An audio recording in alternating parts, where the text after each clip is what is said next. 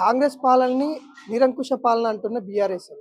BRS పాలనని నిరంకుశం అంటున్న ఇటు జాగృతి leaders. అంటే ఇదొక నిరంకుశ పాలన ఎవరిది అని తెలుసుకునే ప్రయత్నం చేద్దాం. మనతోని బీఆర్ఎస్ పార్టీ మహిళా లీడర్స్ అయితే ఉన్నారు. మాట్లాడించే ప్రయత్నం చేద్దాం. అక్క నమస్తే. ఎట్లా చూస్తా ఉన్నారు నిరంకుశ పాలన? మీరేమో రేవంత్ రెడ్డి పాలన నిరంకుశ పాలన అని ఒక నాటక రూపంలో ఇచ్చారు. మీ పాలన కూడా నిరంకుశ పాలన కంటే ఇంకా ఘోరంగా ఉందన్నట్టుగా ఇటు జాగృతి లీడర్స్, అటు కాంగ్రెస్ లీడర్లు చెప్తున్న పరిస్థితి కనబడుతుంది. ఎట్లా చూస్తా ఉన్నారు? 10 సంవత్సరాలు కేసీఆర్ గారు ఉద్యమం చేసి తెలంగాణ సాధించుకున్న పార్టీ బీఆర్ఎస్ పార్టీ. ఎప్పుడు గూడా ఏది కూడా ఆశించకుండా కేవలం తెలంగాణ బిడ్డల ఉన్నతి కోరుకొని, తెలంగాణ బిడ్డల భవిష్యత్తు మంచిగుండాలని ఆలోచించి ఏకైక నినాదంతోటి బాపు కేసీఆర్ గారు బీఆర్ఎస్ పార్టీని ముందుకు తీసుకొనెళ్ళిర్రు. 10 సంవత్సరాలు పరిపాలించిన ఆ దినాలన్నీ స్వర్ణాక్షరాలతోటి మనం రాసుకోవచ్చు. ఎందుకంటే అది ఎంతో అద్భుతమైన పరిపాలన. ఎవ్వరు గూడా ఇప్పటివరకు అడగలేదు మాకు 200 ఉన్న పింఛన్ 2000 చేయమనేసి. ఎవరు అడగలేదు షాదీ ముబారక్ ఇయ్యమని. ఎవరు అడగలేదు కళ్యాణ లక్ష్మి ఇయ్యమని. ఎవరు అడగలేదు గదా! ఎన్నో అమ్మాయినా అడగకుండా అమ్మాయిన అన్నం పెట్టదు.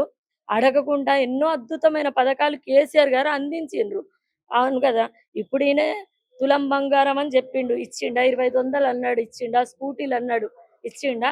ఇట్లా చెప్పుకుంటూ పోతే చాలా పథకాలు 500 గ్యాస్ అన్నాడు, కరెంట్ బిల్ ఫ్రీ అన్నాడు. ఒక్క మహిళలకు బస్సు ఫ్రీగా పెట్టిండు. పెట్టిన తర్వాత ఏం చేసిండంటే బస్సుల సంఖ్య పెంచలేదు. మహిళలు అధిక సంఖ్యలో బస్సు ఎక్కుతారు, బస్సు టైర్లు ఊసిపోతాయి. కాబట్టి మహిళలకు అది ప్రమాదం జరుగుతుంది. ఏమన్నా అవుతుంది, చచ్చిపోతారు. ఎవరి జిమ్మెదారి? సరే నువ్వు బస్సుల సంఖ్య పెంచలేదు కానీ అక్కడ జెంట్స్కి టికెట్ డబల్ తీసుకుంటారు కదా. ఒకరి పర్సులను దాస్తాను, ఇంకో హస్బెండ్ పర్సు నుంచి నువ్వు తీసేస్తాను. ఏ లాభం అది కూడా పెట్టి. ఇట్లా చెప్పుకుంటూ పోతే రైతు బంధు అనేసి ఎంతో అద్భుతమైన పథకం నేరుగా రైతు ఖాతాల్లో వేసిన ఏకైక ముఖ్యమంత్రి కేసీఆర్ గారు. అటువంటి నాయకుడిని తెలంగాణ ఎప్పుడు చూడదు, చూడబోదు కూడా. ఎందుకంటే అన్ని రాష్ట్రాలు ఉన్నాయి దేశంలో కానీ ఏ ఒక్క రాష్ట్రం కూడా ఇటువంటి అద్భుతమైన నిర్ణయం తీసుకోలేదు. కవిత గారు చెప్తున్నారు, సొంత ఇంటి పార్టీ వాళ్ళు చెప్తా ఉన్నారు, కవిత గారు చెప్తున్నారు, అనేక ఆరోపణలు చేస్తా ఉన్నారు బీఆర్ఎస్ పార్టీ పైన. ఇట్లా ఎలా చూస్తా ఉన్నారు? ఈ ఆరోపణలు అనేది నేను ఒకటే చెప్తున్నా, అక్క బీఆర్ఎస్ పార్టీలో ఉన్నప్పుడే ఈ ఆరోపణలు చేస్తే బాగుండేది కానీ అక్క ఇప్పుడు జాగృతిలో మాట్లాడుతుంది. అంతేగాని ఆమె ఆరోపణలు చేస్తుంది. ప్రతి ఒక్కరు ఇప్పుడు కాంగ్రెస్ వాళ్ళు ఉన్నారు ఆరోపిస్తారు, జాగృతులు ఉన్నారు ఆరోపిస్తారు, బీజేపీ వాళ్ళు ఉన్నారు ఆరోపిస్తారు. కానీ తెలంగాణలో ఉన్న బిడ్డలందరికీ, నాయకులకు, కార్యకర్తలకు అందరికీ యావత్ తెలంగాణ మొత్తం తెలుసు. కేసీఆర్ అంటే తెలంగాణ, తెలంగాణ అంటే కేసీఆర్. కేసీఆర్ గారు ఎత్తిన జెండా దించకుండా అన్నం నీళ్లు మర్చిపోయి మరి పోరాటం చేసి తెలంగాణ సాధించారు.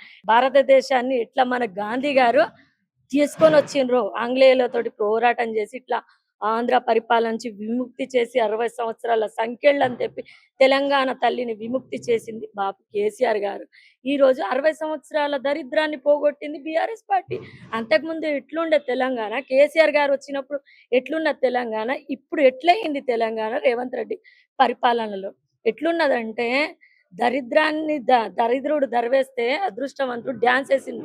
అట్లా ఓట్లేసిన ప్రజలకు అన్యాయం జరుగుతుంది అడుగడుగున. ఈరోజు యూరియా బస్తాల కోసం లైన్లో మళ్ళీ ఆనాటి రోజులు తెస్తానే అని ముందే చెప్పిండు.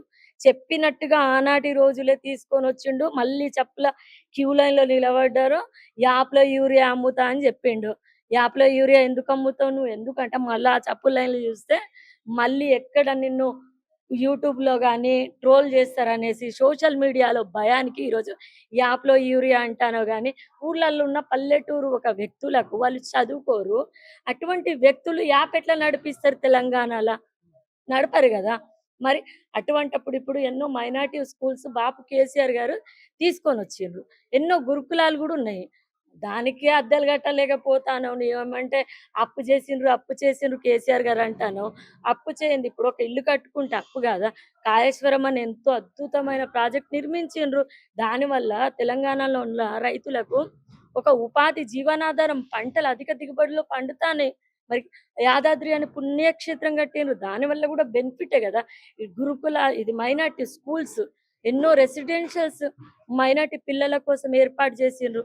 ఇట్లా చెప్పుకుంటూ పోతే కేసీఆర్ గారు పరిపాలించిన 10 సంవత్సరాలు తెలంగాణ ఎంతో సుభిక్షంగా సురక్షితంగా ఉంది. మళ్ళీ వచ్చేది బీఆర్ఎస్ సర్కారే 3 సంవత్సరాలు ఆగితే మళ్ళీ కేసీఆర్ గారు ఏదైతే రేవంత్ రెడ్డి ఈ చిల్లర పనులు దగులుబాజీ పనులు చేసిండో మళ్ళీ ఆ పనులన్నీ మళ్ళీ చక్కబెట్టుకుంటా మేము ముందుకొస్తాము.